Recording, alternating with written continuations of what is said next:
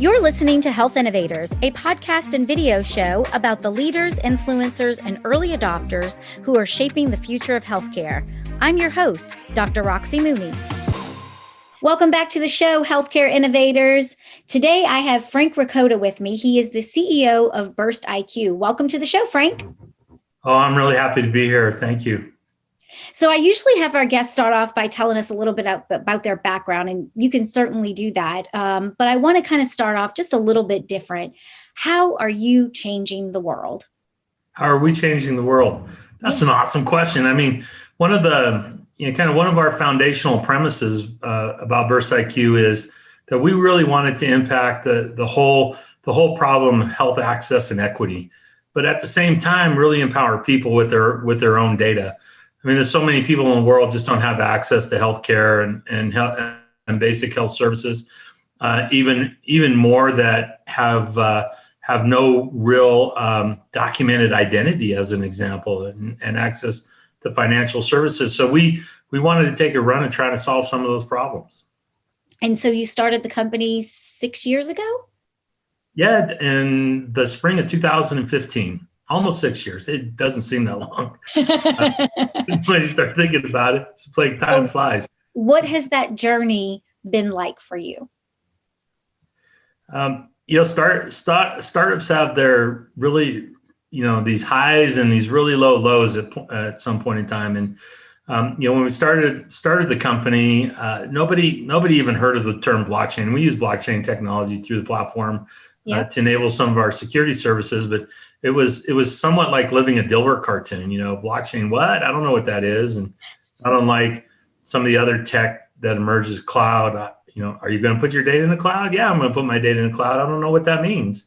And so we started down that path and had a big education ramp, and people started trying to drive us into something that we were good at doing, but didn't necessarily want it to be our core business, and that was basic analytics and data. And so in mid 2017, we decided, hey, let's just rebaseline the business. And we turned off a lot of our contracts at the time, or kind of wound them down, successfully delivered them, and rebaselined the business. So went back to ground zero. And it was a pretty traumatic decision at that point in time, but a good decision, I think. Yeah. So, just explain what that was like. I mean, that had to be a very difficult decision to turn down business and risk, everything that you had built so far and going in a completely different direction. Yeah.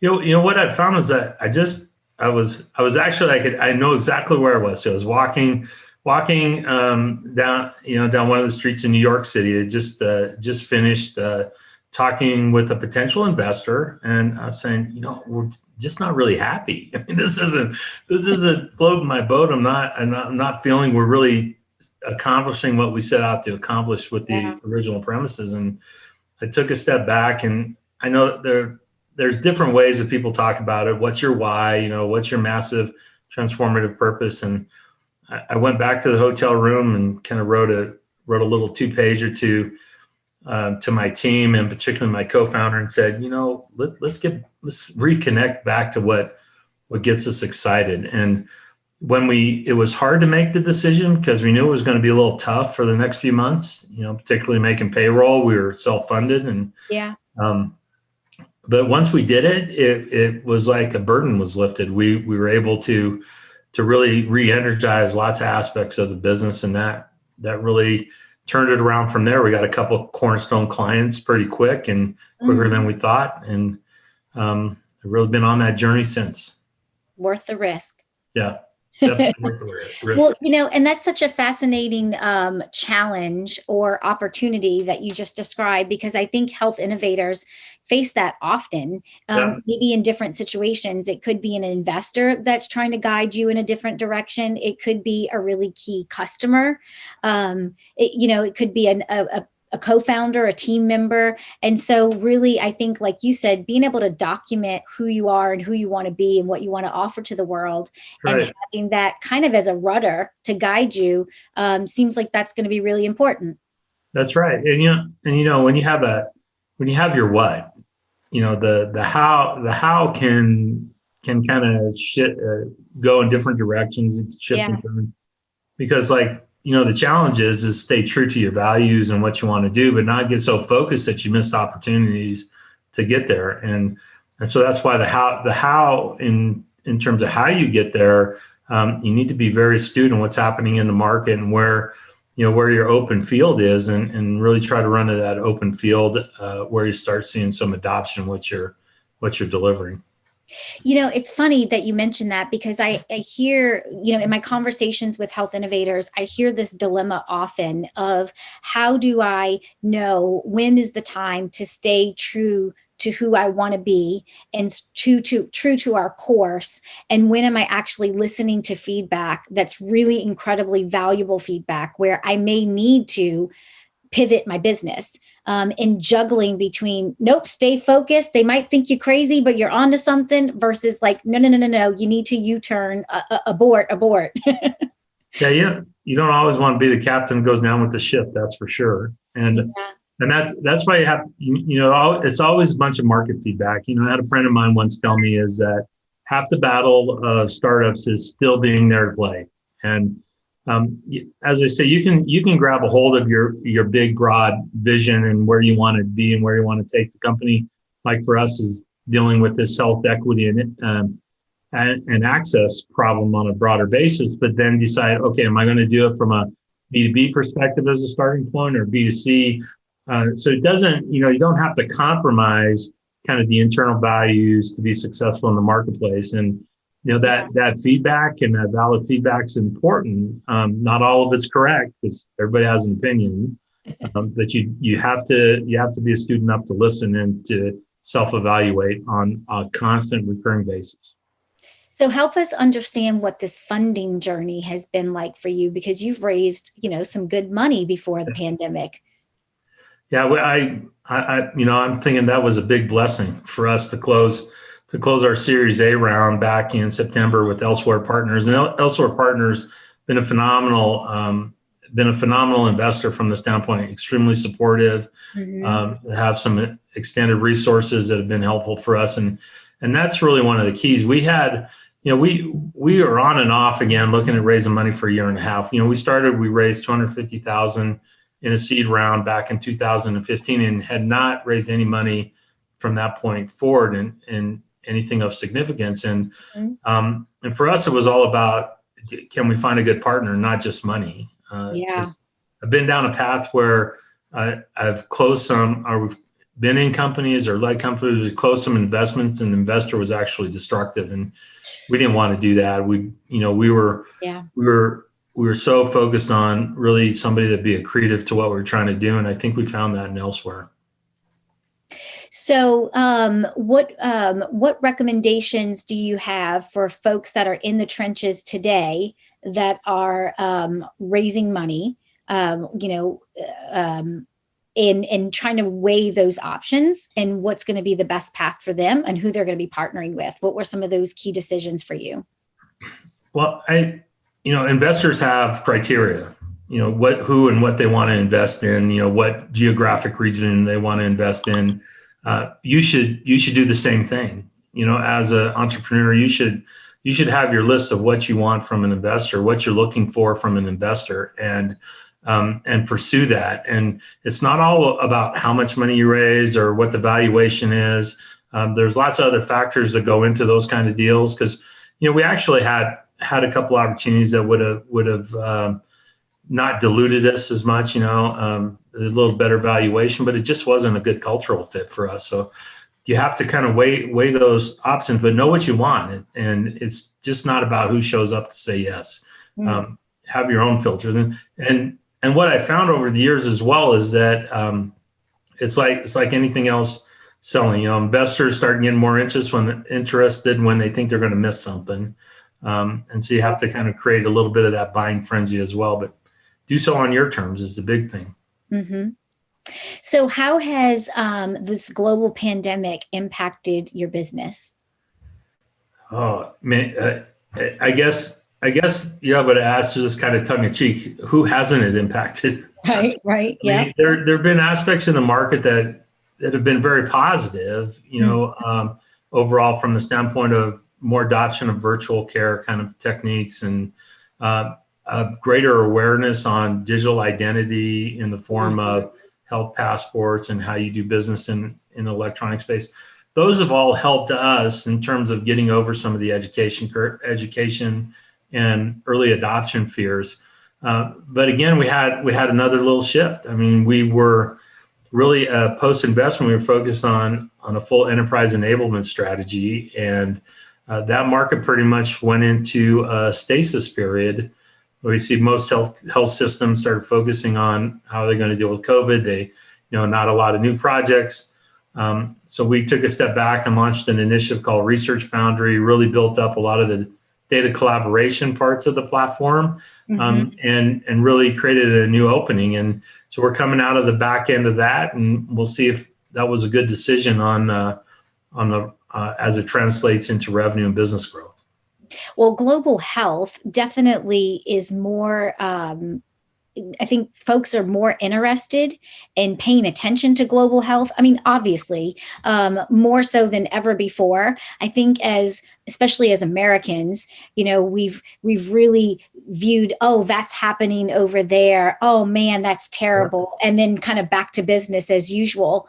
And I think, if I look back, and one of the lessons learned is for all of us that, what happens across the country, across the world, impacts us a lot more than we realize. Oh yeah, it sure does. I mean, if you haven't come to the realization that we're all connected, the pandemic should have done that for you. Right. Yeah. Where, as you said, an issue in one part of the world turned into a global pandemic that impacts every aspect of our lives. I mean, it's been profound in many ways. Yeah. Yep.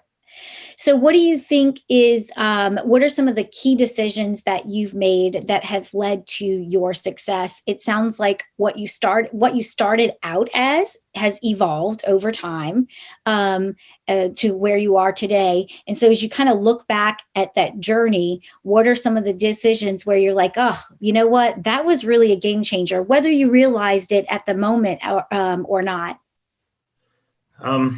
Well, I talked about one kind of rebaselining, and it wasn't, it wasn't doing much different at the core of the technology. It's really, okay, where were we going to take it at that point? So, looking forward, and some aspects is there's always an immediacy in front of you, and sometimes that's good, and sometimes you got to look at, okay, can I address that, or do I have to look 2 to 3 months down the road? And I think that was a good decision on our part to really emphasize some other aspects of the platform and really start taking it in a different direction.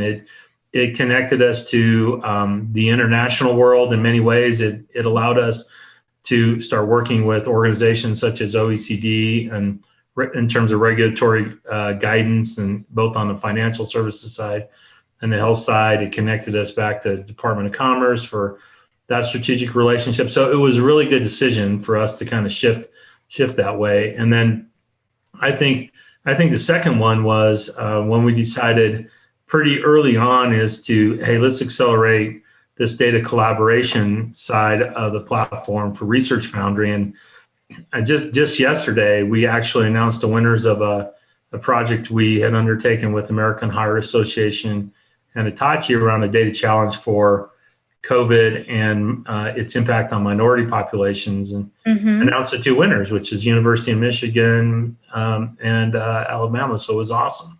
That's great. So tell us a little bit about that challenge.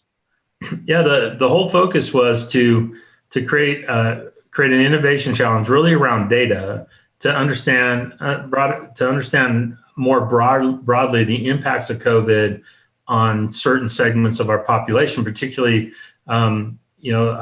less fortunate aspects of the population, minority populations such as African American populations, Native American populations, and really understand why that they were getting hit harder than everybody else. And the results now, I'd love to say I could summarize all the results. they're getting pretty technical for me, but Yeah, no worries. This is not a test. they're in the process of getting peer reviewed, and all those results are going to be published soon under the auspices of American Heart Association. So it's really pretty awesome. Yeah, what a proud moment for the work that you guys are able to do. Yeah, it was a good culmination. I was really happy with that. But but the other aspect of that, which is we open up the platform to as for free access for researchers and innovators, and we wanted them just to leverage things we've done. Hopefully, to move COVID research faster forward and faster. But what ended up happening as well is we really energized the whole innovation community, and we went from 50-ish projects on the platform to well over 200 now, and several hundred developers scattered around the world, really all focused on producing some really cool projects. And we've got a great team a great partner in Nigeria, as an example, in Australia, and they're just doing some fun and incredible things. So what do you think is next? Like, what's on the horizon? How do you see your platform being used in the future? Oh, wow. That's a great question. I mean, you had a great question. So if I had my druthers, it would be kind of the next big platform. So you see all these social tech platforms. Yeah. It really becomes this kind of universal data exchange platform. And there's some emergent technology that I think is going to accelerate that adoption, particularly around the W3C consortiums, with what is known as verified credentials that really begin to mobilize a lot of this kind of structured and verified data that we curate and let you exchange it. So I'd really love to see us be one of those platforms, with one exception. We never want to really own and control the underlying data sets. We really value individual privacy and ownership. That's a big difference, Frank. That's a big difference. Yeah, we're not a big fan of that. So. Yeah. So, when you think about the global impact that you and BurstIQ team is having, let's just talk about commercializing your solution in different parts of the world. I think that as innovators, we're always looking at, best markets that we can serve. And because, most of us that are on the show and the audience is in the US, we have a tendency to kind of think of, America first for commercialization, and maybe some of these other markets around the world after the fact. But I've had a lot of conversations with folks who have had much more success in Europe or in Asia than they have in the US. And then they use that success to kind of come back and use that to drive the success here in their own backyard. So help us understand what that journey's been like for you. Well, I think a lot of our success early on really started overseas, because from a US perspective, quite frankly, we're a bit late to the game around blockchain technologies. And early on, it was a lot of the cryptocurrency phases. So the SEC put a lot of roadblocks in place for companies to pursue fundraising in that capacity, and so a lot of the innovation started happening outside of the United States, and a lot of the really more advanced regulatory pushes and friendly jurisdictions started popping up everywhere but here. And because we were pretty good with that underlying technology, we started getting a lot of visibility in these other jurisdictions, and which allowed some early adoption in those areas versus here. Here we had to somewhat downplay some of that and pick up our early customers. But I think blockchain for us, opened the door internationally. Particularly, we're still one of the few companies squarely focused in the health space with the technology, and have quite a number of years in utilizing it. So my next question for you, I think that I'm talking about apples and oranges here when we're talking about warp speed and being able to fast track these vaccinations. But I think that as well as just many other factors with the pandemic has really shown, probably not us as much as some of the bureaucracy that we've had to deal with, that we can actually do better.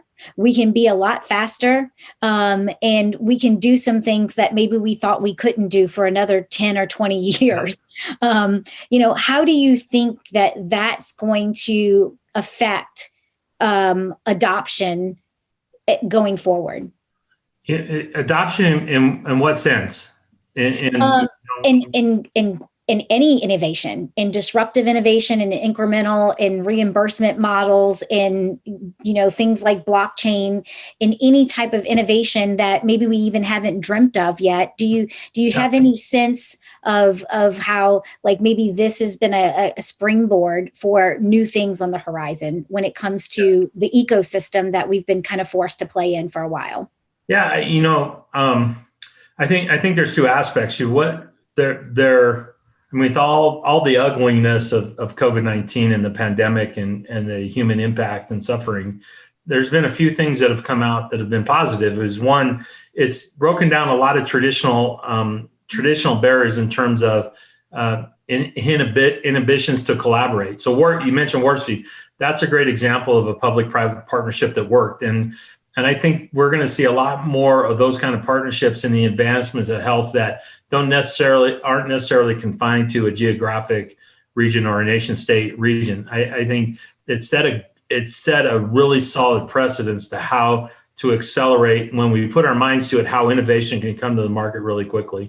Mm-hmm. And when you see things like blockchain and those kind of technologies applied right, as we apply it, it allows researchers and organizations to really stay focused on are not having to worry about, am I going to get my IP compromised? Can I collaborate without crossing this barrier? Will it still help me in a competitive space? And so we're seeing a lot more willingness to collaborate and cooperate, particularly at the data and data sharing side of life. And I think all that's a really positive momentum.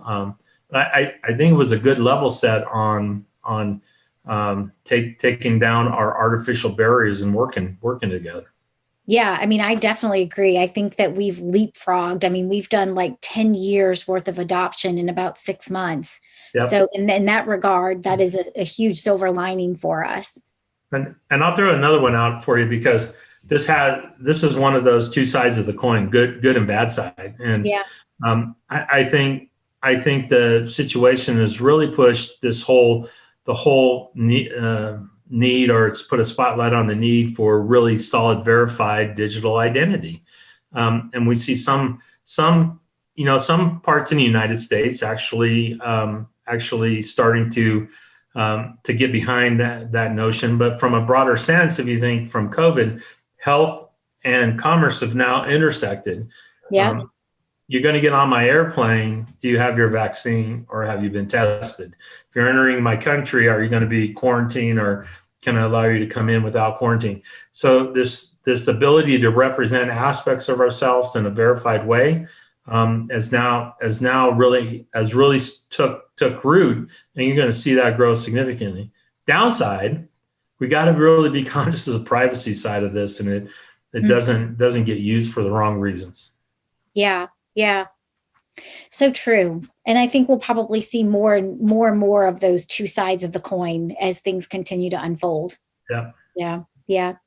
So, I think that you guys are doing some stuff that's pretty awesome and pretty revolutionary. When you think back to, your commercialization and maybe in the past and now and even in the future, how are you finding those early adopters that are looking to embrace something new and innovative like your platform? Well, if you go back to the whole crossing the chasm notion, I think when you just stay square in the blockchain space, outside of cryptocurrencies and just a handful of cryptocurrencies, it really hasn't crossed over that chasm in many ways. So you still. Right.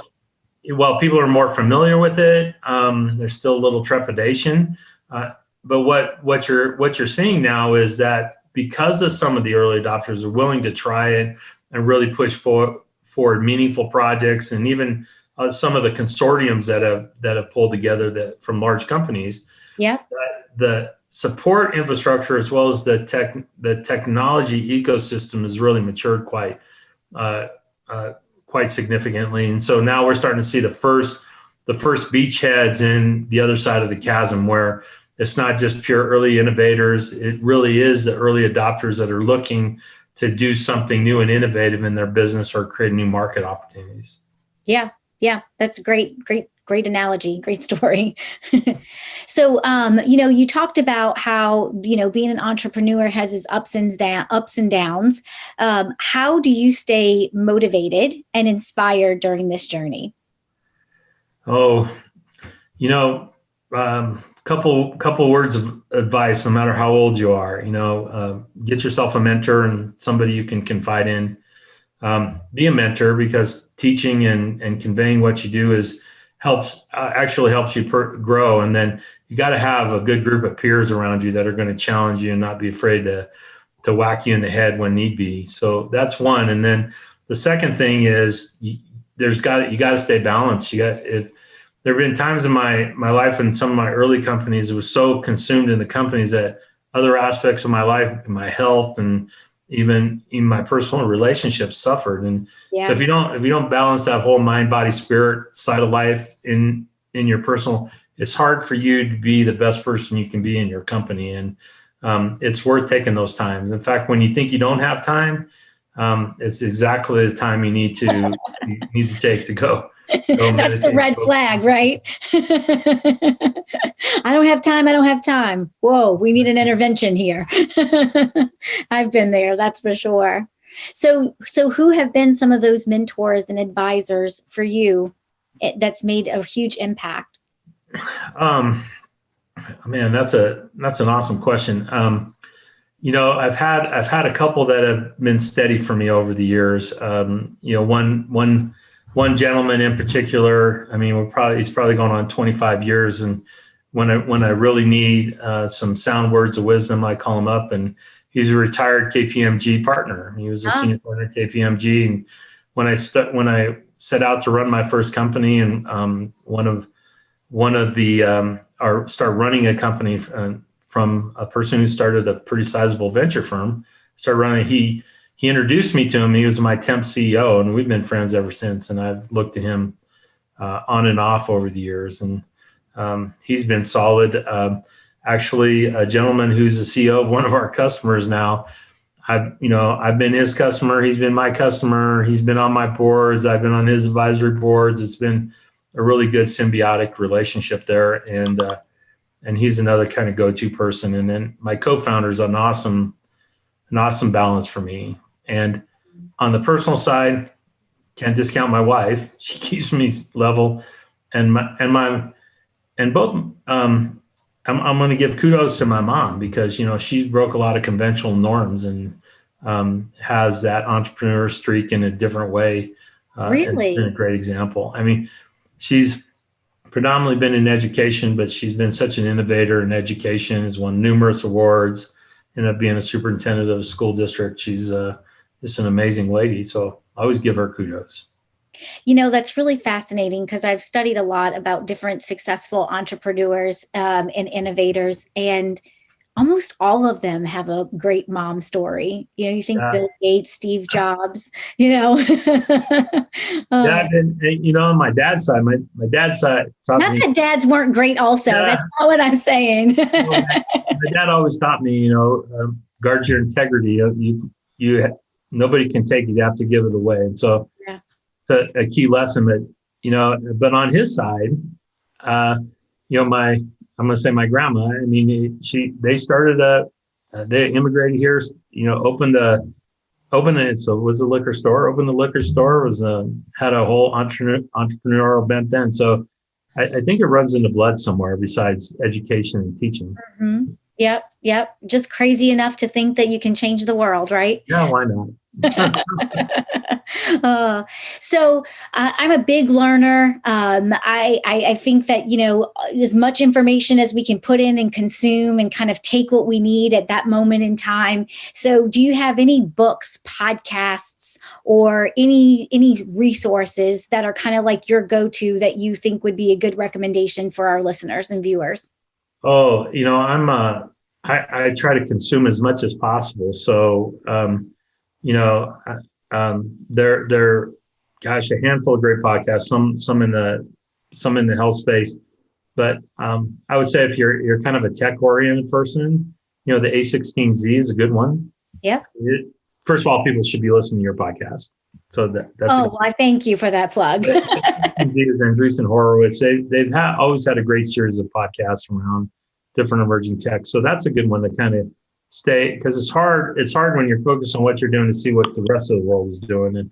And sometimes you got to learn from adjacent space. And then I'm a big business-wise, it's old school, but I love Peter Drucker. I think there's nothing better than Drucker. And then there's a series of good books on platform and platform business models. If you're interested in if your business model takes you that way, I think there's a good series there. Hope that makes. Yeah, I think the one that I read recently is Platform Revolution. Yeah, well, there's one that's Platform Revolution. The Tapscotts have a series of books on blockchain revolution. So if you're interested in blockchain, those are good. Gosh, I have a couple here. So, machine, platform, and crowd. Traction's a good one for startups in terms of kind of just understanding how you jam through some of the business side of life. I think those are all really good. So, our audience is a mixture of startups as well as, large companies that are still innovating, whether it's, within that big behemoth company, or whether it's a separate business unit. So just kind of thinking about them in mind, what advice or lessons learned do you want to share with them before we wrap up? Oh, don't be afraid to fail. Failure is not the end of the world. I mean, too often on the large side of life, on a large company side of life, people view failure as putting their jobs at risk. But if you fail rapidly, or small little failures, you learn faster and you're able to have greater and bigger successes. So don't be afraid to try, and don't be afraid to challenge the norm. From the startup side, same thing. I mean, it's all about getting out there and trying and learning and trying again. Failure. I've learned more from my failures than I have from my successes, and just don't ever shy away from them. I'm so glad that you brought that up. I was just writing about that this week. And, one of the things that I find fascinating is we talk a lot about, it's okay to fail. Failure is the path to success, right? It's breakthroughs are found in failure. But it's really hard to admit we failed. It absolutely is. Especially when it's like yesterday. Like if it's like 5 years ago, it's like, oh yeah, that was a failure, that thing I did 5 years ago. But man, it is so hard to be that transparent and vulnerable of like, yeah, I just fell down fat-faced yesterday. I mean, I wonder like if there's any science between how much distance do we need for us to feel comfortable and saying, yes, I failed. Well, I don't know. I mean, I just know that people who jump into startups don't like to fail. I mean, that's the nature of life. And we all tend to be overly critical of ourselves, and probably our own worst and harshest critics at times. And there's actually, I think, a level of insecurity that is a motivating driving factor, that insecurity to prove people wrong, or to say I'm right, or to really achieve a milestone because you said you can. And so when something happens that changes that course, is really hard to accept. I mean, the little ones are easy, well, okay, we tried that, it didn't work, let's try this. It's the big ones that take a while to really level set. And I mean, it took me a while to even talk about my first big one. And, I had a really successful company going. Yeah, it crashed in the early 2000s. A company just splattered, and they ended up in some pretty significant debt at the end of that, even though we were able to sell some of the tech. And boy, it literally took me years to recover, to kind of regain confidence. It should have been a lot faster, but that's kind of the perils of youth, I guess, being young and naive at times. And but again, it's part of life, right? Part of being Nobody ever human, does right? anything perfectly. Yeah. And I think it's ironic because, like if I'm pitching an investor, pitching a prospect, a customer, we tend to think that if we say that we have all the answers, we have it all figured out, and we've got it all put together, that's going to make people have confidence in us and trust us. And then we're going to be able to win and we're going to be able to move forward. And what I've found in life is actually the more honest I am, I'm not making up failure stories. They've got plenty of real ones, but the more transparent and honest I am about what I don't know and about those failures, it actually deepens trust and deepens credibility much more than if I was trying to put on a perfection facade.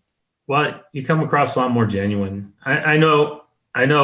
This just style of our little company is that I always tell people, don't be afraid when you're interacting with a customer. Don't be afraid to say, hey, we don't do that, or we're not good at that part of it. We're good at this part.